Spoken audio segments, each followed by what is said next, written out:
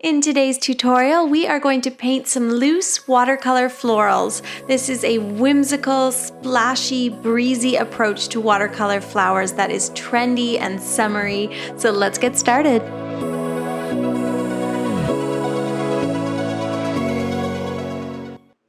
So loose watercolor florals is definitely a challenge for me. I tend to have a more stiff painting style that I'm trying to shrug off a little bit.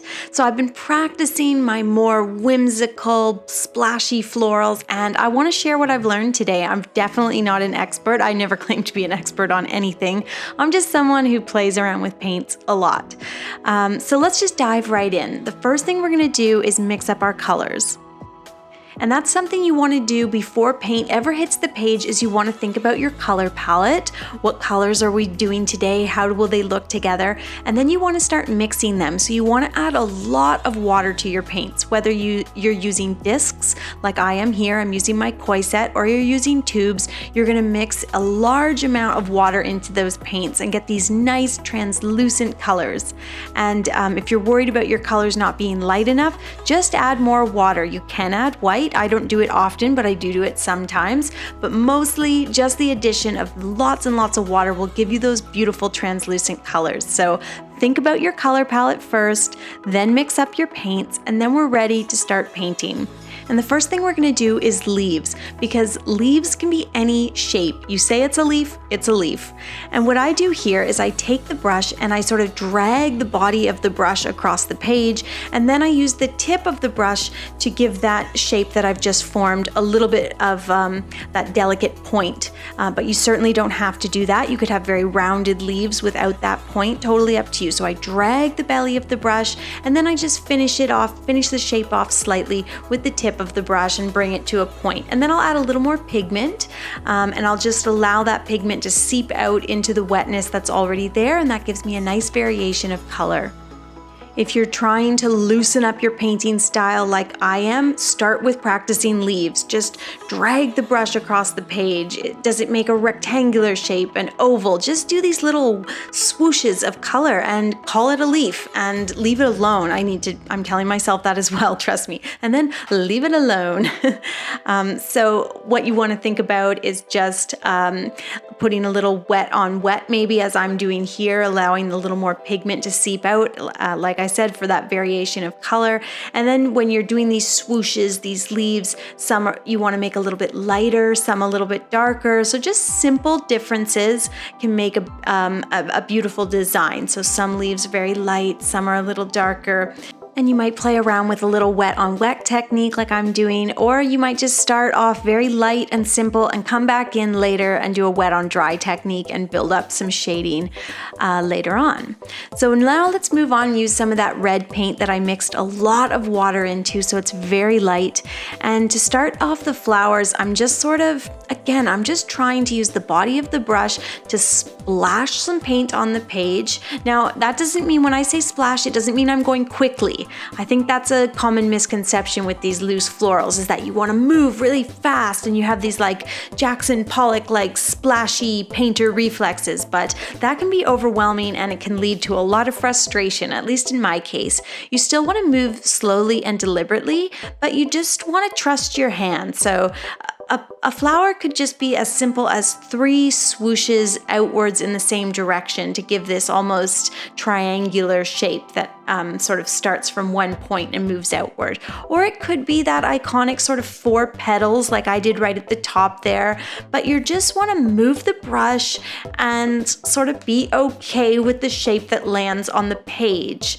You can see with this blue one, I'm just sort of gonna do this little triangular shaped flower, and it's just sort of, it is what it is. I'm just fitting it in between a few petals, and some flowers are simple, almost just a heart shape, 2 petals. Others are just these blobs of color that exist between the green petals that I've already laid down. So I'm really trying not to overthink it and to just sort of get some swooshes of color on the page, and then I'll go back in later and add some more detail that hopefully will bring it to life and make the whole piece pop. And in terms of painting style, I'm treating the flowers much like the leaves in that I am doing a little bit of a wet on wet technique where I'll add some extra pigment into that initial wet area and just let it seep out and let it do its own thing. But I'm also going to come back in later once this has dried slightly and do a wet on dry. So both techniques are great for doing loose florals. You just want to be really a little bit free with both of the techniques. And here what I'm doing is I'm letting two flowers sort of touch so that the colors will bleed just a little bit. They're not like super wet, so I'm not getting like a huge bloom of paint or color, but just like a nice little seepage of or a blendage of the yellow and blue. And that's sort of what it looks like when I was sort of done the first full layer. So flowers are there, leaves are there. And now what I'm doing is I'm taking a darker green, and again, I'm just going in and swoosh, swoosh. I'm just trying to paint these leaves, add some more depth and darkness with a slightly darker, cooler green. And I think that's turning out quite nicely actually. And I'm not trying to add too many fine details on the leaves. And then I took a nice warm brown and I started drawing these little stamens on the flowers. So just doing some little lines or V shapes to indicate the center of the flower, the stamen. And while I did brown for the pink and blue flowers, I chose to do sort of a nice teal or aqua for the center of the yellow flowers. So this is a great time to add a contrasting or complementary color.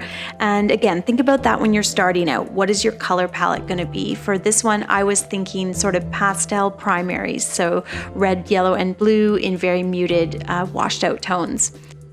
And here what I'm doing is taking slightly darker washes of pink and blue and adding them to the flowers, so it helps to build up a little bit of depth. I'm not adding any major detail. It might just be one or two swooshes of the brush, and it just helps that flower to look a little bit more, it gives it a little more depth. And then I just added some brown twigs to the mix, a few little swooshes to indicate twigs, doing a lot of swooshes. And the piece was pretty much complete at that point.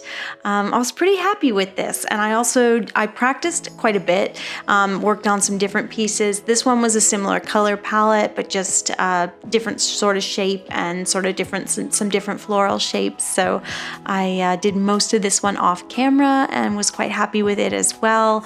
And added just maybe slightly more detail to this one. You can see some of the lines are a little finer.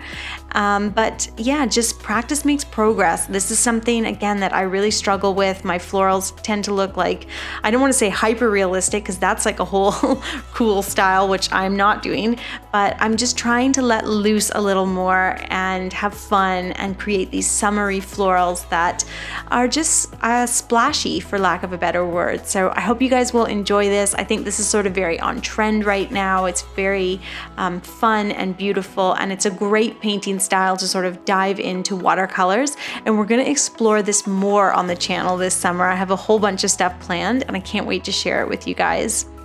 And speaking of sharing, patrons of my YouTube channel get access to an exclusive monthly tutorial, and that will be posted to Patreon on Sunday. So if you're interested, all the bonus content is available for $2 a month.